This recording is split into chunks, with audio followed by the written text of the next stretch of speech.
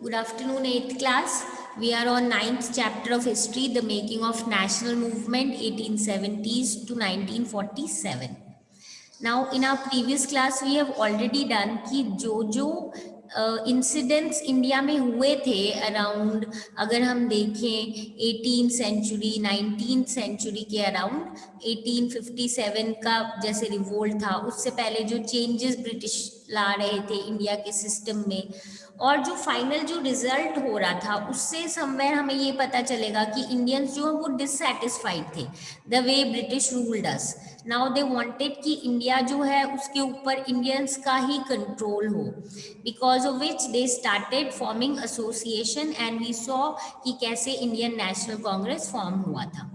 Now, to continue with this topic, let us move on and understand more about what happened to these organizations and specifically Indian National Congress. Now, ये बहुत बार बोला जाता है कि कांग्रेस जो अपने first 20 years में जब है अराउंड 1885 में जब फॉर्म हुई थी, उसके फर्स्ट 20 इयर्स के बाद हम नोटिस करेंगे कि इस टाइम पीरियड में ये जो है इसको मॉडरेट बोला जाता था. ओके यानी बहुत नरम आराम से, जैसे they had lot of believe on British की वो लोग बात मान लेंगे, उनको हमें बेसिकली इंडियंस के लिए थोड़ी और पावर चाहिए, फ्रीडम चाहिए अंडर ही ब्रिटिशर्स. ठीक है, अब तो बेसिकली हम ये बोलते हैं कि बहुत बार ये बोला जाता है कि कांग्रेस अपने फर्स्ट 20 इयर्स में मॉडरेट थी अपने ऑब्जेक्टिव्स में, जो उनके गोल्स थे, एम्स थे और मेथड में भी. ठीक है, so this is what we generally know about Congress for the first 20 years. इस पीरियड में बेसिकली वो यही चाहते थे कि इंडियंस जो है ना उनको ज़्यादा बोलने का मौका मिले, इन टर्म्स ऑफ ज़्यादा पावर मिले. जब भी इंडिया से रिलेटेड कोई डिसीजन लेना हो, इंडिया की गवर्नेंस से लेके या इंडिया की एडमिनिस्ट्रेशन से रिलेटेड, इंडियंस को उसमें अच्छा रोल होना चाहिए. Indian should get equal amount of से इन देयर, उनको भी पूछा जाना चाहिए, उनके हिसाब से भी डिसीजन लिए जाने चाहिए. ठीक है, सो ये यही चाहते थे कि लेजिस्लेटिव काउंसिल जो है उनको और रिप्रेजेंटेटिव बनाओ, यानी उसमें और इंडियन मेंबर्स होने चाहिए, उनको और पावर्स दो. ठीक है, और उनको जिन जिन प्रोविंसेस में ऐसे लेजिस्लेटिव काउंसिल नहीं है वहाँ पे और लेजिस्लेटिव काउंसिल एग्जिस्ट करवाओ, मतलब अब वहाँ पे भी ये होने चाहिए, इनका भी प्रोविजन बनाओ कि हर प्रोविंस में लेजिस्लेटिव काउंसिल है, जिनमें है उनमें उनको और पावर दो, जिनमें नहीं है वहाँ पे स्टार्ट करो. इन्होंने ये भी बोला साथ में कि हम चाहते हैं इंडियंस जो है ना उनको भी गवर्नमेंट में हाई पोजीशंस मिले. ठीक है, तो इसके लिए इन्होंने बोला कि जो सिविल सर्विस एग्जामिनेशंस हैं वो इंडिया में भी होनी चाहिए, सिर्फ लंदन में नहीं होनी चाहिए, क्योंकि ये सबसे इम्पोर्टेंट गवर्नमेंट पोजीशंस है, हाई पोजीशंस. और अगर इंडियंस को इसमें पार्टिसिपेट करना है और इन एग्जामिनेशंस को क्लियर करके हाई पोजीशन पे आना है, तो ऑब्वियसली इंडियन को ज़्यादा चांस मिलना चाहिए इन एग्जामिनेशन में, इन एग्जामिनेशन को मतलब इनमें पार्ट लेने का. ठीक है, तो अब अटेम्प्ट करने का, तो इसीलिए ये बोल रहे थे कि ये जो सिविल सर्विस एग्जामिनेशन है ये सिर्फ लंदन में नहीं इंडिया में भी होने चाहिए. ठीक है, अब ये जो डिमांड थी हम बोलेंगे demand for Indianisation of administration. ठीक है, मतलब ये जो चाहते थे कि जो एडमिनिस्ट्रेशन है उसमें ज्यादा इंडियंस आए, ये एक तरीके का मूवमेंट था रेसिज्म के अगेंस्ट.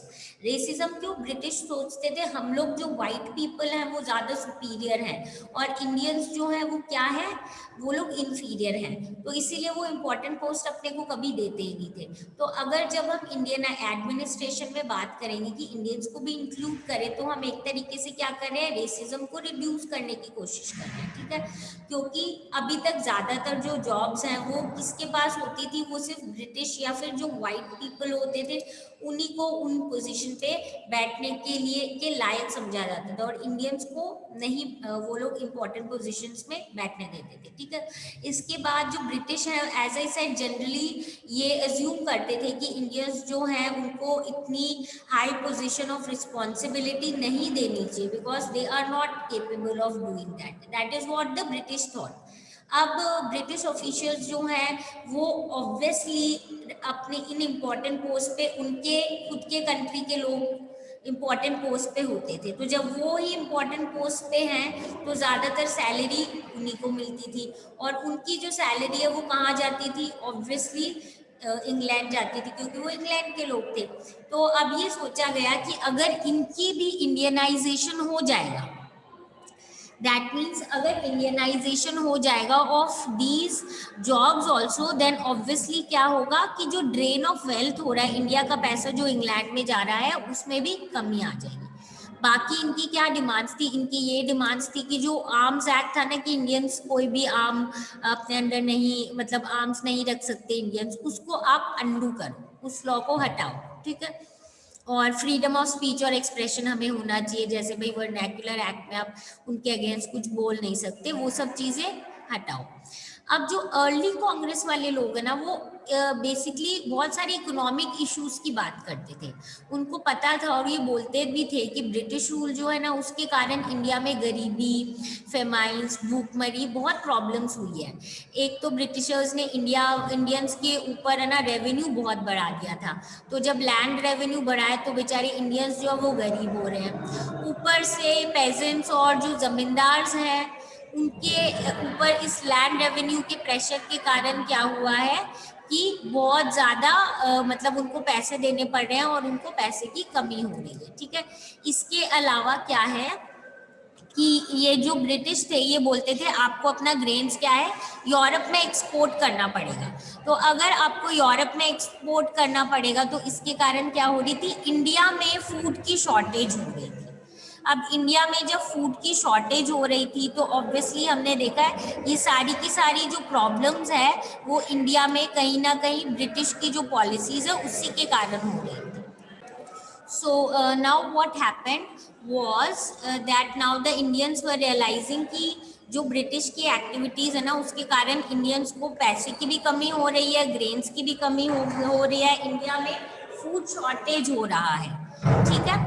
अब जो कांग्रेस है, उन्होंने इसी से रिलेटेड यही डिमांड की कि रेवेन्यू को कम करो, मिलिट्री एक्सपेंडिचर को कम करो। भाई मिलिट्री एक्सपेंडिचर हमें तो चाहिए नहीं, ब्रिटिश को अपने मिलिट्री को पावरफुल बनाना है, and later on when they will be engaged in the world war, तो वो इंडिया के सोल्जर्स वगैरह को भी साथ में लेके जाएंगे, और मिलिट्री इक्विपमेंट्स पे भी एक्सपेंडिचर ज़्यादा कर रहे हैं। सो ऑब्वियसली ये जो इंडियंस है, ये अब, और स्पेशली जो अपने कांग्रेस है, ये बोल रहे थे कि एक तो आप रेवेन्यू इंडियंस का कम करो, मिलिट्री एक्सपेंडिचर कम करो, और ज़्यादा पैसे इरिगेशन पे खर्च करो, ताकि इंडियंस की एग्रीकल्चर जो है वो इम्प्रूव हो, ठीक है। It pass many resolution on salt tax. उसके बाद उन्होंने बोला भाई सॉल्ट टैक्स जो है वो सही नहीं है, सॉल्ट तो सबको ज़रूरी होता है, इस पे ऐसे टैक्स क्यों है। इंडियन लेबरर्स जो अब्रॉड हैं, जिनको आप प्लांटेशन वगैरह में काम करने के लिए लेके गए, उनके साथ अच्छा बिहेव नहीं किया जाता, उसको इम्प्रूव करो।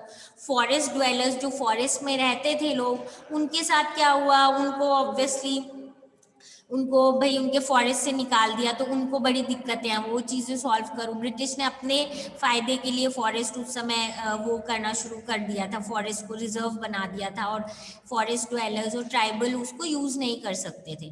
तो यानी कि ऑब्वियसली उन्होंने ये भी बोला कि भाई ये जो फॉरेस्ट एडमिनिस्ट्रेशन और इनके कारण फॉरेस्ट ड्वेलर्स की जो प्रॉब्लम हो, उनको सॉल्व करो।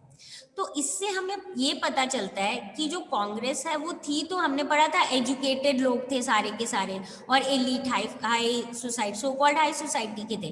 पर कांग्रेस जो है उसने सिर्फ प्रोफेशनल ग्रुप के बिहाफ पे नहीं बोला, पर उन्होंने बाकी सिर्फ जमींदार या इंडस्ट्रियलिस्ट के लिए नहीं, उन्होंने पुअर लोगों के लिए, फॉरेस्ट ड्वेलर्स, सबके लिए वो लोग बोल रहे थे कि आप चेंजेस लाओ।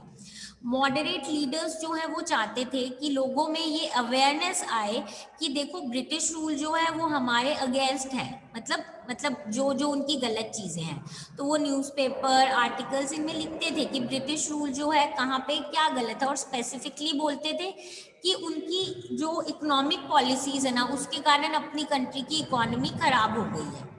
वो ब्रिटिश रूल को स्पीचेस में और अलग अलग कंट्री के अलग अलग पार्ट्स में जाके ब्रिटिश रूल की जो गलत इकोनॉमिक पॉलिसीज़ हैं या और कुछ गलत जो उनकी पॉलिसीज़ है, उसके बारे में लोगों को बताते थे, मोबिलाइज करते थे public opinion. Mobilising public opinion का क्या मतलब है? मोबिलाइजिंग पब्लिक ओपिनियन का मतलब है कि समवेयर ये लोगों के अंदर ये जगाना कि लोगों को ये इस चीज़ से अवेयर कराना और पूरा पब्लिक ओपिनियन उसके बाद बनाना कि लोगों की सोच वैसी हो जाए, ठीक है, उनको समझाना और फिर वो सोच के वैसे ओपिनियन बनाना।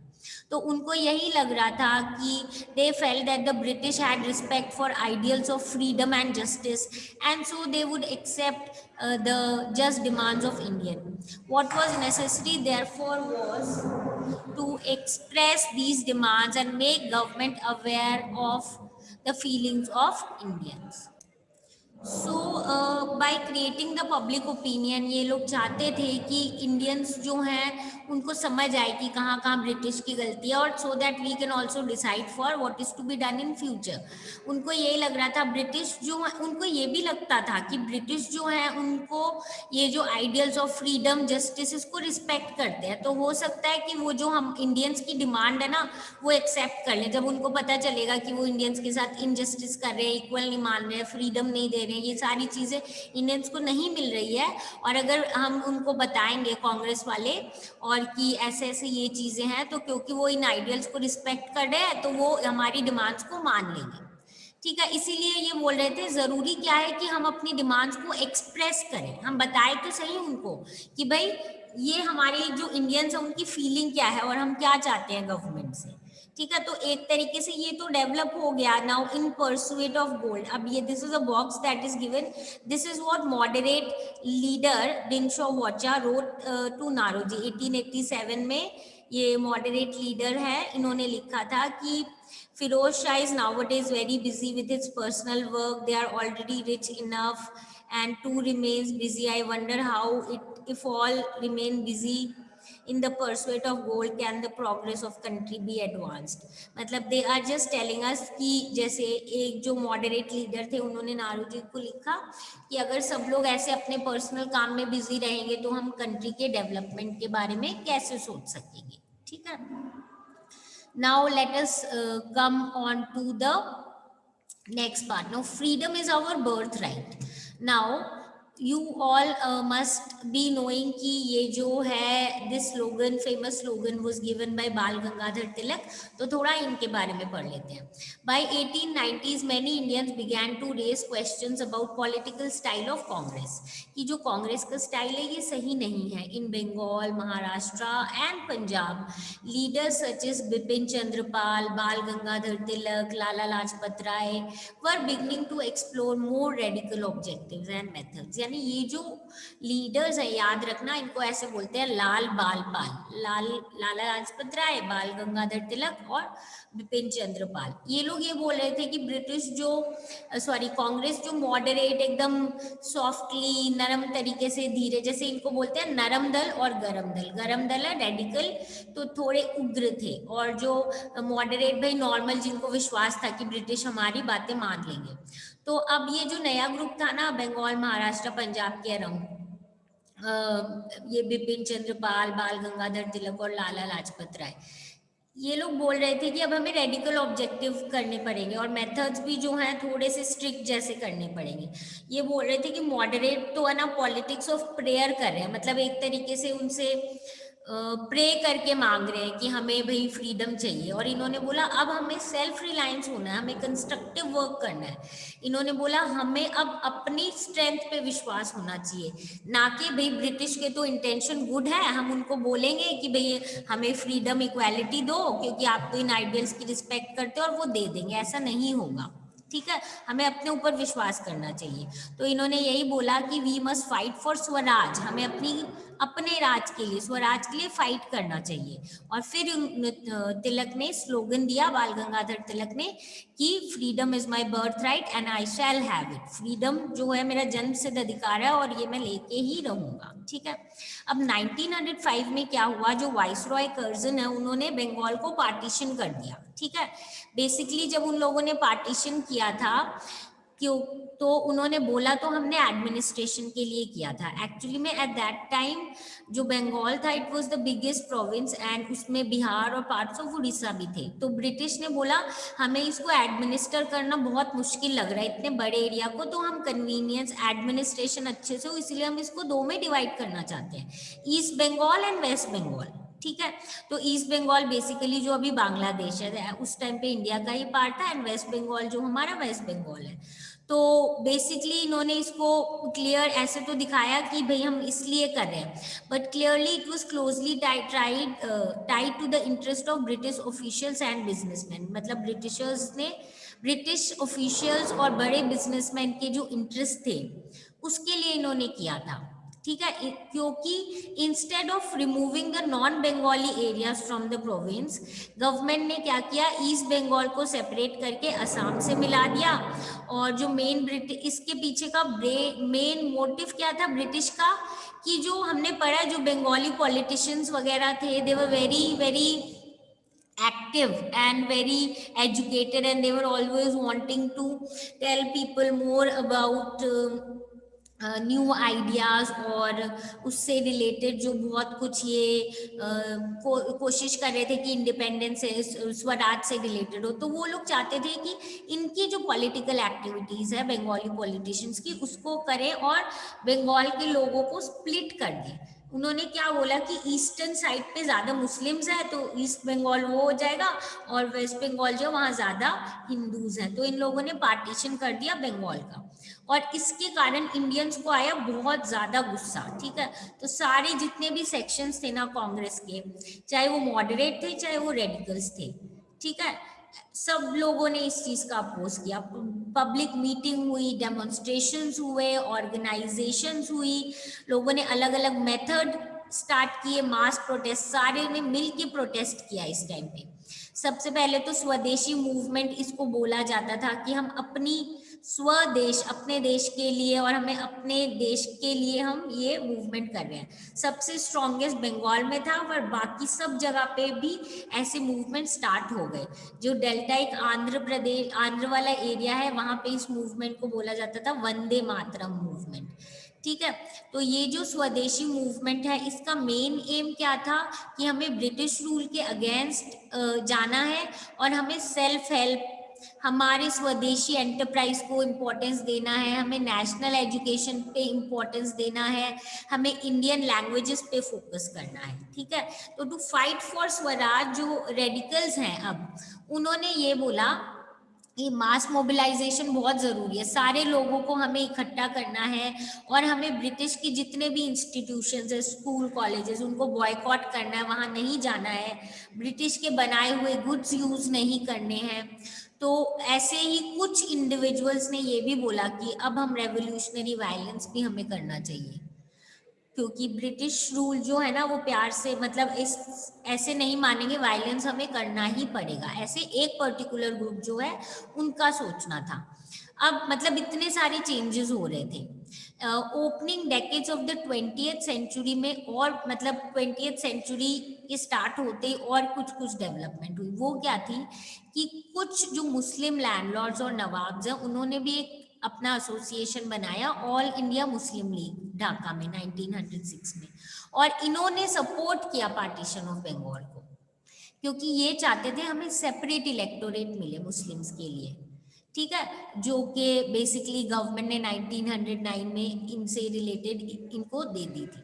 ठीक है, तो अब ये इसमें क्या था कि जो काउंसिल इलेक्शन है ना, उसमें काउंसिल में कुछ सीटें किसके लिए रिजर्व हो जाएगी, मुस्लिम्स के लिए रिजर्व हो जाएगी। ठीक है, और बेसिकली ये इसीलिए किया गया था कि जो ये ग्रुप ऑफ मुस्लिम्स है, ये लोग सोच रहे थे कि इनको अलग जब सीट मिलेगी तो ऑब्वियसली जो ये थोड़े से ऐसे पावरफुल हो जाएंगे। तो some seats in the council were now reserved for Muslims who were elected by Muslim voters only. यानी ये जो मुस्लिम्स इनके लिए रिजर्व्ड है सीट्स, इनके लिए क्या होगा कि मुस्लिम वोटर ही वोटिंग करेंगे, और फिर ऑब्वियसली जो कॉन्टेस्ट करें इलेक्शन वो भी कौन होंगे, मुस्लिम्स होंगे। ठीक है, उसके बाद क्या हुआ कि फाइनली जो ब्रिटिश पहले इस चीज को मना कर रहे थे वो मान गए थे, जब इन्होंने पार्टीशन ऑफ बंगाल को सपोर्ट किया तब। अब इससे अब क्या हुआ, जो बाकी पॉलिटिशियन है ना, उनके भी मन में भी आया कि हम ब्रिटिश की अगर बात मानेंगे, हर रिलीजियस ग्रुप्स वाले भी सोच रहे थे, तो हमें भी कुछ ना कुछ फेवर मिल जाएगा, हो सकता है। और इसी टाइम के अराउंड हम देखेंगे 1907 में कांग्रेस जो है वो दो पार्ट में डिवाइड हो गई। मॉडरेट्स जो है वो अपोज थे, were oppose to the use of boycott, they felt that it involve the use of force. After split of Congress came to be dominated by moderates with Tilak followers functioning from outside. तो अब क्या वो moderates जो है ना वो बोल रहे थे कि बॉयकॉट नहीं होना चाहिए, जब हम बहुत ज्यादा ऐसे मूवमेंट करते हैं ना तो उसमें वायलेंस हो जाती है, फोर्स हो जाता है, तो ये हम नहीं चाहते हैं। तो इसीलिए जब कांग्रेस स्प्लिट हो गया तो जो कांग्रेस है उसमें मेनली मॉडरेट्स थे, ठीक है, और जो तिलक और उनका जो ग्रुप मेंबर्स है वो बाहर से ही फंक्शन करते थे, मतलब वो ऐसे इंपॉर्टेंट, इसमें इतना इंपॉर्टेंट रोल प्ले नहीं कर रहे थे कांग्रेस में। ये जो दो ग्रुप्स है फाइनली वापस से 1915 में एक साथ आ गए, और अगले साल कांग्रेस में कांग्रेस और जो मुस्लिम लीग है उन्होंने भी एक लखनऊ पैक्ट साइन किया, जिसमें इन्होंने बोला हम अपनी पूरी कंट्री के लिए रिप्रेजेंटेटिव गवर्नमेंट की मांग करेंगे और हम सब साथ आ जाएंगे। यानी जो स्प्लिट हुए थे 1907 में, पहले तो कांग्रेस के मॉडरेट और रेडिकल वो दिसंबर में 1950 में एक साथ हो गए 1915 में, और फिर नेक्स्ट ईयर 1916 में कांग्रेस और मुस्लिम लीग ने एक पैक्ट साइन किया जिसमें उन्होंने डिसाइड किया कि हम लोग भी अब एक रिप्रेजेंटेटिव गवर्नमेंट, यानी हम लोगों का सबका मतलब इंडियंस ही वोट करें और इंडियंस ही लीडर हो, ऐसी हमें गवर्नमेंट चाहिए कंट्री के लिए, और इससे रिलेटेड ही हम क्या करेंगे, आवाज उठाएंगे। ठीक है, सो इसमें ये एक पिक्चर दी गई है, न्यूज़पेपर जो है ये बाल गंगाधर तिलक का है, बेसिकली केसरी मराठी न्यूज़पेपर जो एडिट करते थे तिलक, वन ऑफ द स्ट्रॉन्गेस्ट ये न्यूज़पेपर बन गया था जो ब्रिटिश रूल का क्रिटिक करता था। ठीक है, और ये लाला लाजपत राय हैं पंजाब से, लीडिंग मेंबर्स हैं रेडिकल ग्रुप के, और ये भी बहुत क्रिटिकल थे कि जो पॉलिटिकल कंडीशन ब्रिटिशर्स कर रहे हैं इंडियन के साथ कर रहे हैं वो गलत है। And he was also active member of Arya Samaj, वो आर्य समाज के भी बहुत एक्टिव मेंबर थे। ठीक है, रेवोल्यूशनरी वायलेंस का मतलब होता है use of violence to make radical change within the society. एक ग्रुप ऑफ रेवोल्यूशनरीज, एक नया ग्रुप आया था जिनको रेवोल्यूशनरीज बोलते हैं, जो ये सोचते थे कि वायलेंस जरूरी है for this, like you must have heard about Subhash Chandra Bose and Subhash Chandra Bose जैसे बाद में आए थे, देन चंद्रशेखर आजाद जो है, ठीक है, इनको जैसे हम रेवोल्यूशनरीज बोलते हैं। तो ऐसी सोच जो है यूज ऑफ की वायलेंस यूज करना पड़ेगा, चेंज ऐसे आएगा ही नहीं। और काउंसिल क्या है, एन अपॉइंटेड और elected body of people with N administrative advisory और रिप्रेजेंटेटिव फंक्शन। यानी काउंसिल जो है वो है एक basically elected body of people, ठीक है, जो एडमिनिस्ट्रेशन और बाकी जो एडवाइसरी या रिप्रेजेंटेटिव वाला काम करते हैं। ठीक है, so this is it for today. In our next class we will be doing growth of mass nationalism. ठीक है, सारे लोग कैसे नेशनलिज्म में कंट्रीब्यूट करके साथ में पार्ट लेंगे। So today we have done about two important things, एक तो nation in making and then freedom is my birthright, और कैसे चेंजेस आए थे कांग्रेस में, और finally how people tried to unite for one common cause of Swaraj and self-government. ठीक है, so I suppose everything is clear. If you have any doubt relating to the topic, just come back with your problems and we'll solve it. So just give this portion a reading and get your problems and we'll discuss and solve it. Now meet you all in the next class.